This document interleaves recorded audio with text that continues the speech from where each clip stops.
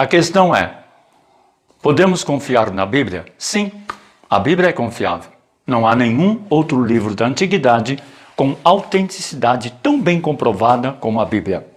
A quantidade de evidência é avassaladora. Já foram encontradas centenas de cópias antigas da Bíblia ou fragmentos da Bíblia. Algumas dessas cópias datam de apenas algumas décadas depois da escrita dos livros originais. Isso é espantoso. Não há nenhum outro livro da antiguidade com tantas cópias tão perto da data original. Por em causa a autenticidade da Bíblia, é por em causa praticamente toda a história e literatura da antiguidade. Depois da vinheta estarei falando os 4 motivos para confiar na Bíblia como a palavra de Deus.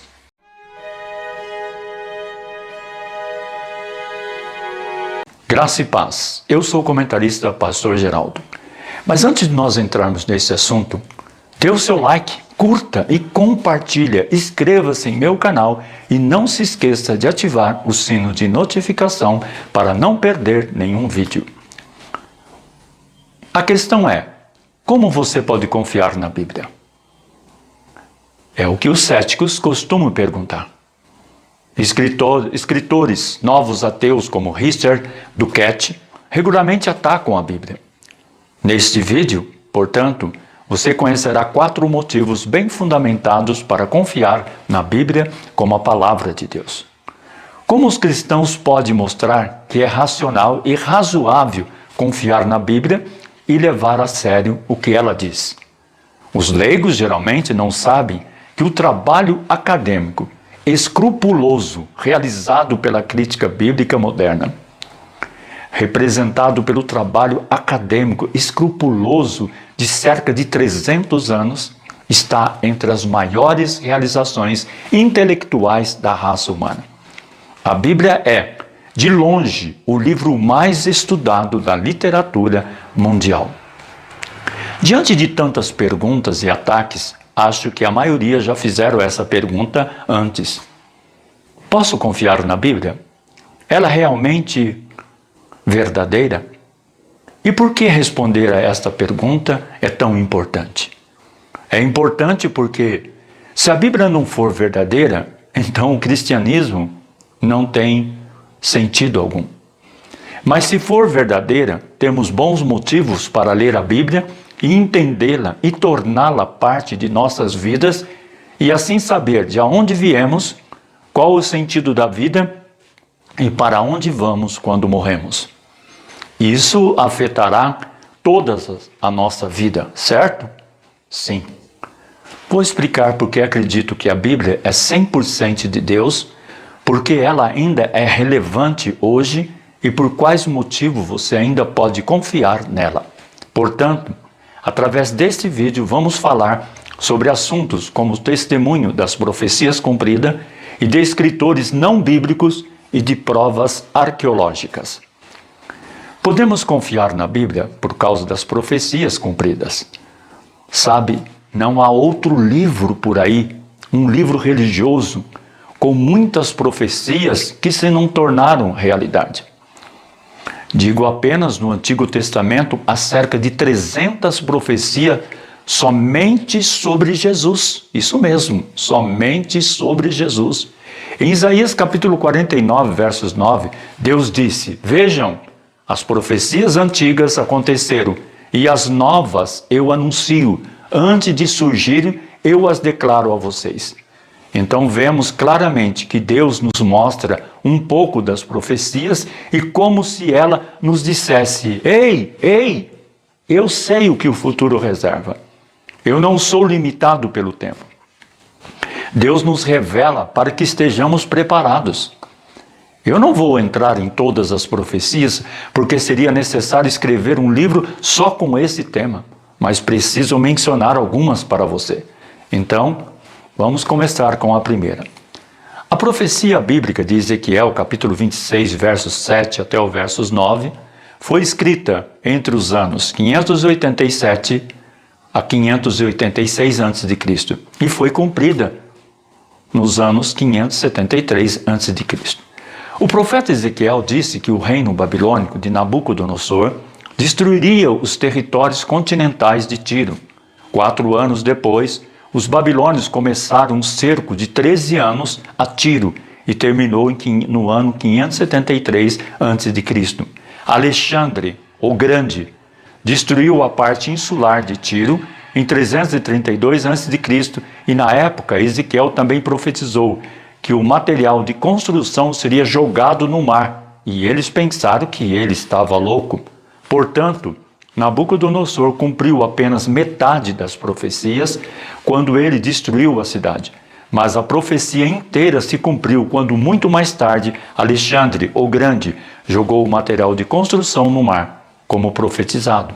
Outra profecia, em Isaías capítulo 45, escrita por volta do ano 781 a 701 a.C., disse que os portões da Babilônia seriam abertos a Ciro. A profecia foi cumprida centenas de anos depois, por volta dos anos 539 a.C. Agora, se você olhar para Isaías capítulo 45, verá que o profeta disse que Babilônia abriria seus portões para Ciro e seu exército atacante. Os muros da Babilônia tinham 21 metros de espessura, 91 metros de altura, com 250 torres de vigia, uma defesa incrível. Então Ciro pôde, é claro, entrar na cidade porque os portões estavam abertos para ele. Agora também falei que existe mais de 300 profecias somente sobre Jesus. Então vou mencionar algumas delas, algumas somente nas 24 horas de sua crucificação. Em Zacarias capítulo 13, verso 7, é profetizado que Jesus seria abandonado por seus discípulos. E você vê que isso aconteceu em João capítulo 16, versos 32 e Marcos capítulo 14, versos 49 e verso 50. Depois em Salmos capítulo 35, versos 11, profetizou que ele seria falsamente acusado, que podemos ver claramente em Mateus capítulo 26, verso 59 até o 61. No Salmo capítulo 34, versos 20, é profetizado ainda, seus ossos não seriam quebrados. Em João capítulo 19, verso 33 até o verso 36, lemos, e então no Salmos capítulo 22, verso 18, é profetizado que eles lançariam sorte por suas roupas, e lemos isso em João capítulo 19, verso 23 até o verso 24. Mais adiante, em Isaías capítulo 50, verso 6, vemos que ele seria brutalmente espancado. E você pode ver isso em Mateus capítulo 26, verso 67 também. E ainda em Isaías capítulo 53 e versículo 7, diz que ele não retalaria. E você pode ver isso em Mateus capítulo 27, versos 13 e versos 14. No mesmo profeta, capítulo 53 e versículo 12, diz que ele seria executado com criminosos. E vemos que ele foi executado com criminosos em Mateus capítulo 27 até o verso 38. Também em Lucas capítulo 23, verso 32. Podemos ler mais ainda no Salmo capítulo 22, verso 16, e Zacarias capítulo 2, versos 10, quando é profetizado que suas mãos e os pés seriam perfurados. E isso é inteiramente interessante, porque esse foi um tempo antes que a crucificação existisse. Podemos ler que isso aconteceu centenas de anos depois. Profecia sobre o nascimento do Messias. Há também outra profecia, por exemplo, o nascimento dele, onde sua mãe seria virgem, que lemos em Isaías capítulo 7, versos 14. O local exato de seu nascimento, em Miqueias capítulo 5, versos 2. A jornada para Jerusalém, Zacarias capítulo 9, versos 9. Todas elas se tornaram realidade, apesar de terem sido escritas séculos antes de acontecer. E há muito mais que eu não mencionei. Agora, todas elas são como placas apontadas para a autoridade da Bíblia como a palavra de Deus. Foi profetizado ainda que Jerusalém seria pisada pelas nações. Essa é outra profecia cujo cumprimento aconteceu fidedigamente. O próprio Jesus prevê o cerco de Jerusalém em Lucas capítulo 21, versos 20, o que aconteceu mais tarde, acerca do ano 70 depois de Cristo. Ele também previu em Mateus capítulo 24, versos 1, versos 2, que o templo seria destruído, o que também aconteceu em cerca de 70 depois de Cristo. Jesus também previu em Lucas capítulo 21 ao 24, que Jerusalém seria pisado pelas nações até o próximo de sua segunda vinda ou o fim do mundo. Isso se tornou realidade, é claro, porque os judeus nunca possuíram Jerusalém, novamente até 1948. Isso significa que você e eu estamos vivendo no fim dos tempos. Agora, eu acho que você entendeu que todas essas profecias apontam para a verdade da Bíblia, para que você possa confiar nela.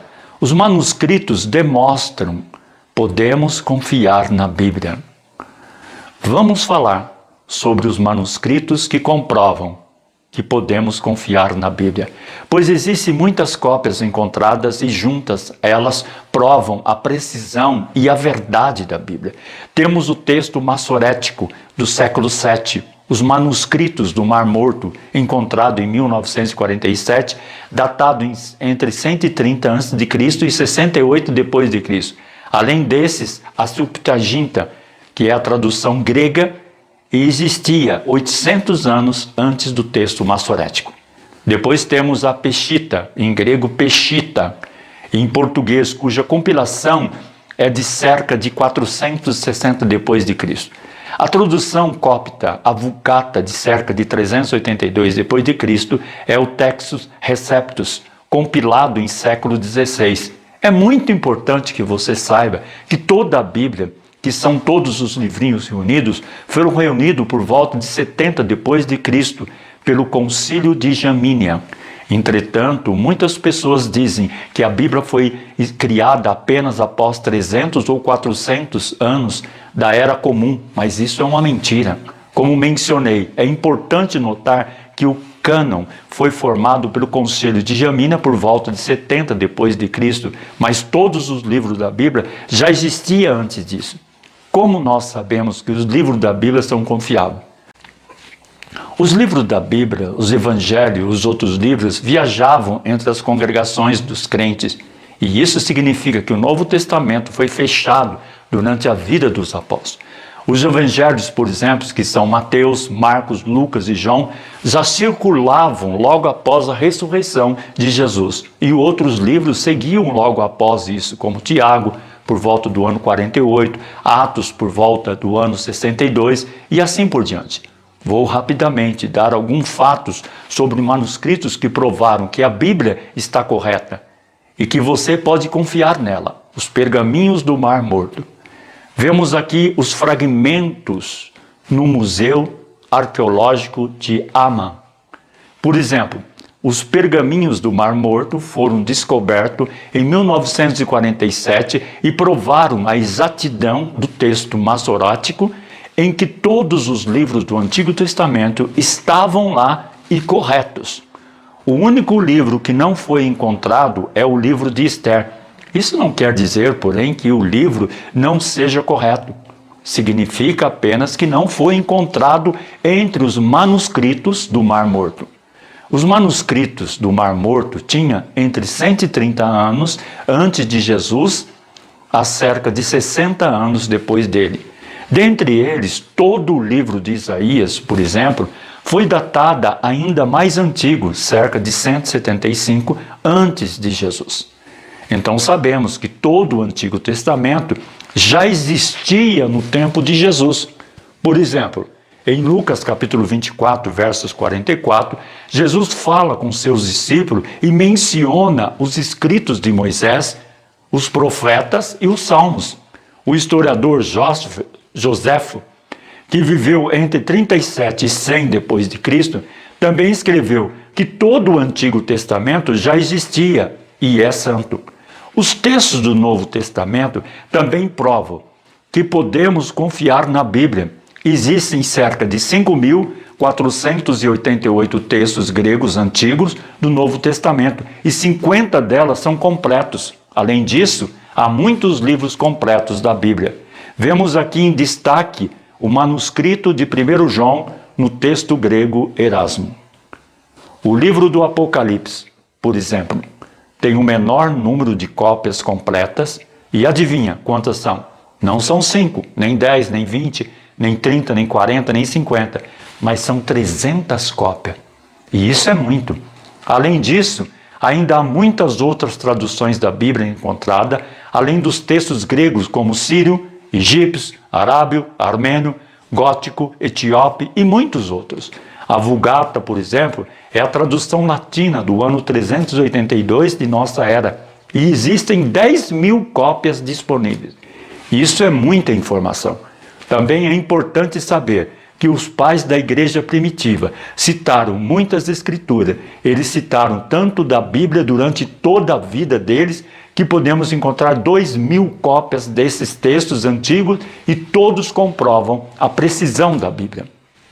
Caso você deseje estudar todos esses textos antigos, você pode chegar perto de 100% da Bíblia real.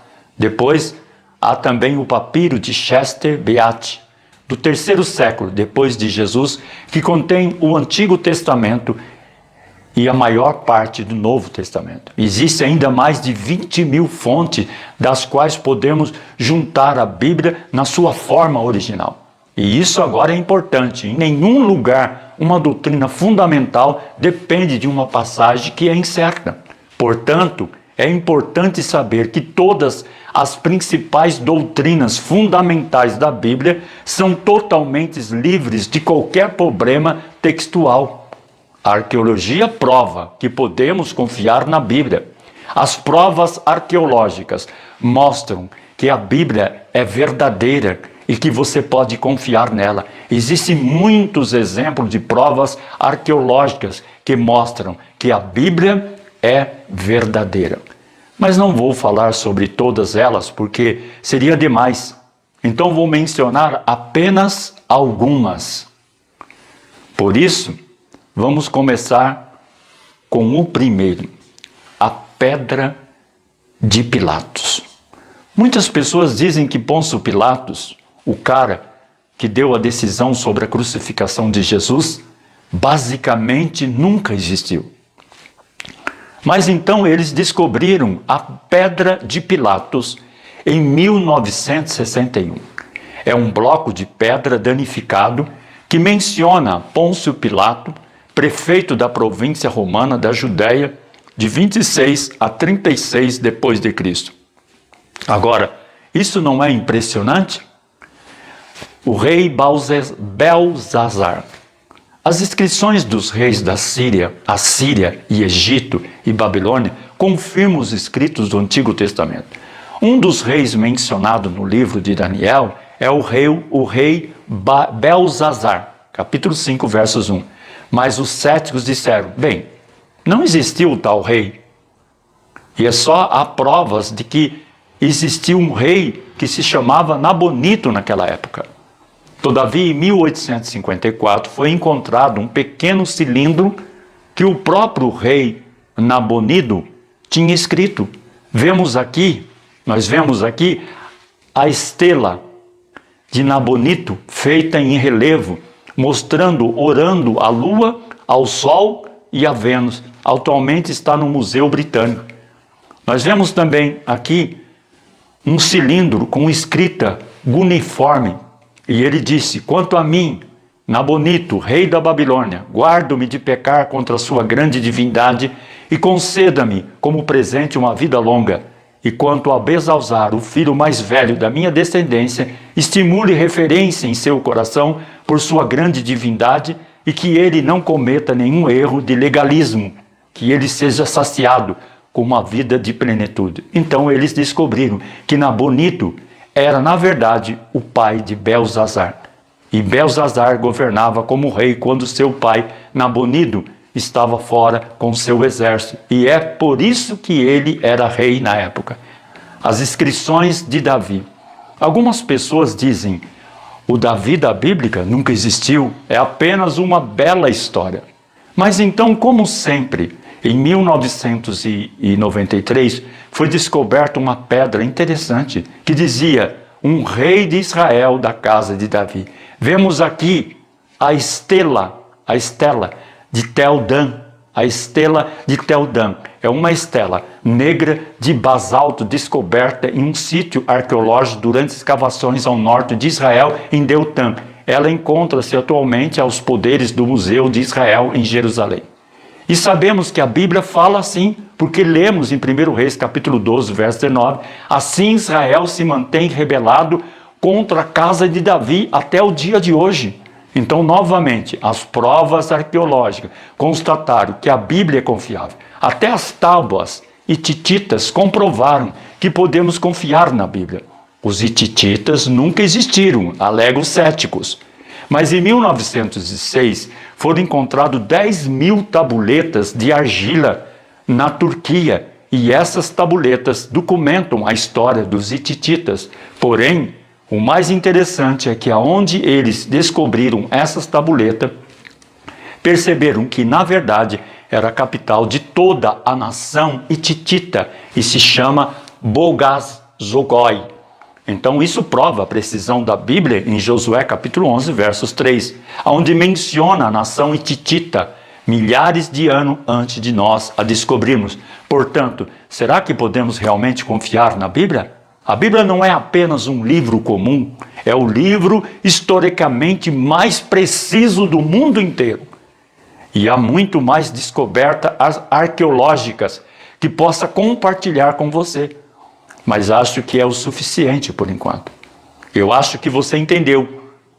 Eu acho que você entendeu que podemos confiar na Bíblia como a palavra de Deus. Escritores não bíblicos confirmam que podemos confiar na Bíblia. Já falamos sobre as profecias, os manuscritos e as provas arqueológicas. Acho que com essas informações já podemos dizer que a Bíblia é confiável. Mas para não restar dúvidas, vamos olhar para as provas de escritores não bíblicos. Talvez alguém possa dizer, sabe, você não pode confiar realmente na Bíblia ou qualquer história dela, porque simplesmente não há verdade suficiente fora da Bíblia. É apenas algo que a igreja inventou para controlar as pessoas. Mas isso não é verdade, isso é uma mentira. Se olharmos para os fatos, definitivamente não é verdade. Existem muitos escritores não bíblicos que, na verdade, provam para nós que você pode confiar na Bíblia, porque ela é real. Portanto, também vamos dar uma olhada nisso. Antes de tudo, porém, precisa saber que existe uma enorme quantidade de evidência externa que prova que a Bíblia é real. Como as escavações de Jericó, que mostrou que as muralhas realmente caíram, exatamente como descrito no livro de Josué. A arqueologia definitivamente confirma as escrituras, como já expliquei anteriormente, mas também há muitas evidências de escritores não bíblicos que confirmam os eventos que aconteceram na Bíblia. Muitos deles se concentram em Jesus. Existem relatos não bíblicos de Jesus, de escritores da época, como Joséfo, o Talmud babilônico, Plínio, o jovem, Mara, Bar, Serapion, Tácito e outros que escreveram sobre Jesus e os cristãos. Tácito. Vamos dar uma olhada em Tácito primeiro. Quem foi Tácito? Seu nome verdadeiro era Públio Cornélios Tácitos. Vemos aqui o busto de Tácito numa gravura de 1829. Ele foi um senador e historiador do Império Romano no primeiro século depois de Cristo. Basicamente, examinou e registrou sobre os reinados entre 14 depois de Cristo e 70 depois de Cristo.